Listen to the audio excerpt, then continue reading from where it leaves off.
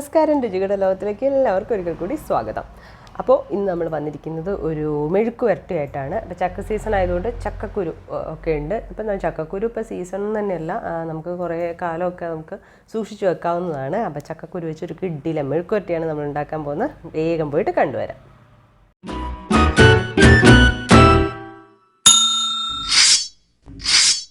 അപ്പോൾ ചക്കക്കുരു മെഴുക്ക് വരട്ടി ഉണ്ടാക്കാൻ വേണ്ടി നമ്മളൊരു 30 ചക്കക്കുരുവാണ് എടുത്തിട്ടുള്ളത്. അപ്പോൾ അത് തൊലി കളഞ്ഞിട്ട് എടുത്തതാണ്. ഈ ഒരു ബ്രൗൺ കളറിലുള്ള മൊത്തമായി കളയണമെന്നൊന്നും ഇല്ല കേട്ടോ. പിന്നെ നമുക്ക് ചെറിയുള്ളി ഒരു 20 ചെറിയുള്ളി ആണെങ്കിലും കുറച്ചൊരു വലിപ്പമുള്ള ചെറിയുള്ളിയാണ് കേട്ടോ, വലിയ ചെറിയുള്ളിയാണ്. പിന്നെ നമുക്ക് വെളുത്തുള്ളി വേണം. വെളുത്തുള്ളി ഒരു 10 അല്ലി എടുത്തിട്ടുണ്ട്. പിന്നെ കറിവേപ്പില ഇഷ്ടം പോലെ ആയിക്കോട്ടെ. പിന്നെ നമ്മൾ കാര്യമായിട്ട് ഇത് ചേർക്കുന്നത് വറ്റൽമുളക് പൊടിച്ചതാണ് എരിവിന് വേണ്ടിയിട്ട്. അത് 1 ടേബിൾ സ്പൂണാണ് ഞാൻ എടുക്കുന്നത്. അത്യാവശ്യം എരിവുള്ളത് കൊണ്ടാണ് 1 ടേബിൾ സ്പൂൺ. ഇനി കുറച്ചൊക്കെ കൂടുതൽ വേണമെന്നുണ്ടെങ്കിൽ കൂടുതൽ ചേർത്ത് കൊടുക്കാം. പിന്നെ 1 ടീസ്പൂൺ മഞ്ഞൾപ്പൊടി, പിന്നെ നമ്മൾ ആവശ്യത്തിന് ഉപ്പും. ഇത്രയും കാര്യങ്ങളാണ് വേണ്ടത്. പിന്നെ വെളിച്ചെണ്ണയും വേണം. ആദ്യം നമുക്ക് അരിയൽ പരിപാടികൾ നോക്കാം. ചക്കക്കുരു നമ്മൾ നീളത്തിലാണ് അരിഞ്ഞ് വെക്കുന്നത് കേട്ടോ. നല്ല നീളത്തിൽ നൈസായിട്ട് ഇതുപോലെ അരിഞ്ഞെടുക്കാം.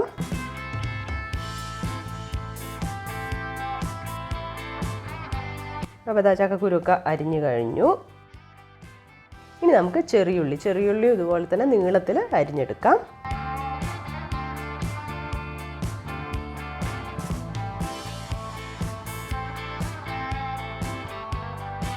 ഇനി വെളുത്തുള്ളി നമ്മൾ ചതക്കുകയാണ്.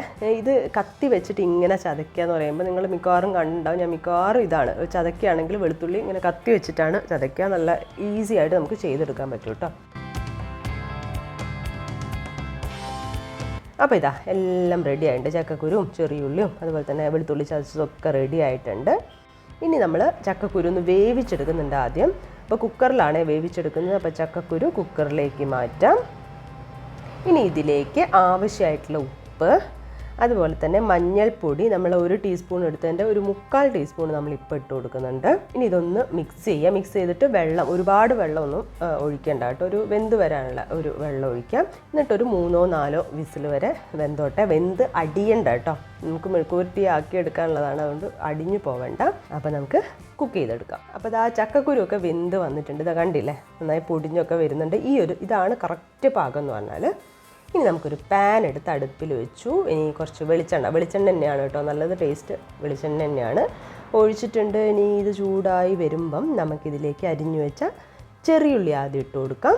എന്നിട്ട് ആവശ്യമായിട്ടുള്ള ഉപ്പ്, ചക്കക്കുരുവിൽ നമ്മൾ ആദ്യം ഉപ്പിട്ടതാണ്, അപ്പോൾ ഇതിനുള്ള ഉപ്പ് മാത്രം ഇട്ടാൽ മതി. ഇനി നന്നായിട്ട് വഴറ്റുകയാണ്. അപ്പോൾ ഒന്ന് വാടി ഇങ്ങനെ വരുന്ന സമയത്ത് നമുക്കിതിലേക്ക് വെളുത്തുള്ളി ഇട്ട് കൊടുക്കാം.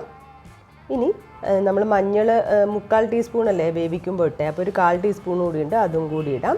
ഇനി നമ്മൾ വറ്റൽമുളക് ചേർത്ത് കൊടുക്കാം. കുറച്ച് കറിവേപ്പിലയും കൂടി ഇട്ടിട്ട് നല്ല പോലെ ഒന്ന് മൊരിച്ചെടുക്കാം കേട്ടോ.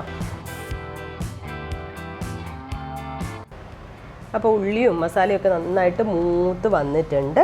ഇനി നമുക്കിതിലേക്ക് വെന്ത ചക്കക്കുരു ഇട്ട് കൊടുക്കാം. എന്നിട്ടൊന്ന് മിക്സ് ചെയ്യാം കേട്ടോ. കുറച്ച് കറിവേപ്പിലയും കൂടി ഇട്ട് കൊടുക്കാം. അപ്പോൾ ഏതാണ്ടായി വന്നിട്ടുണ്ട്. ഇനി നമുക്ക് സ്റ്റവ് ഓഫ് ചെയ്യാം. അപ്പോൾ നമ്മളെ കിട്ടിയില്ല ചക്കക്കുരു മെഴുക്ക് വരട്ടി ഇവിടെ റെഡി ആയിട്ടുണ്ട്. അത് കാണുമ്പോൾ തന്നെ നമുക്ക് കഴിക്കാൻ തോന്നും. ഇത് ശരിക്കുമില്ലേ നല്ല ചോറും അതിൻ്റെ കൂടെ കുറച്ച് ചമ്മന്തി ഉണ്ടെങ്കിൽ ചമ്മന്തി പൊടിച്ചതും ചക്കക്കുരുവിൻ്റെ മെഴുക്ക് വരട്ടിയും മാത്രം മതി നല്ല ഗംഭീരമായിട്ട് ചോറ് കഴിക്കാൻ കേട്ടോ. നല്ലൊരു ടേസ്റ്റാണ്.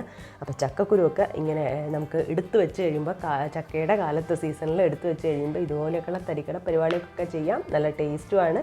അപ്പോൾ എന്തായാലും എല്ലാവരും ട്രൈ ചെയ്ത് നോക്കുക കേട്ടോ. എല്ലാവർക്കും ഇഷ്ടപ്പെടും. ട്രൈ ചെയ്ത് നോക്കി നിങ്ങളുടെ ഫീഡ്ബാക്കൊക്കെ കമൻസ് ആയിട്ട് അറിയിക്കുക. അപ്പോൾ പുതിയൊരു വീഡിയോ കാണുന്നവരെ ബൈ.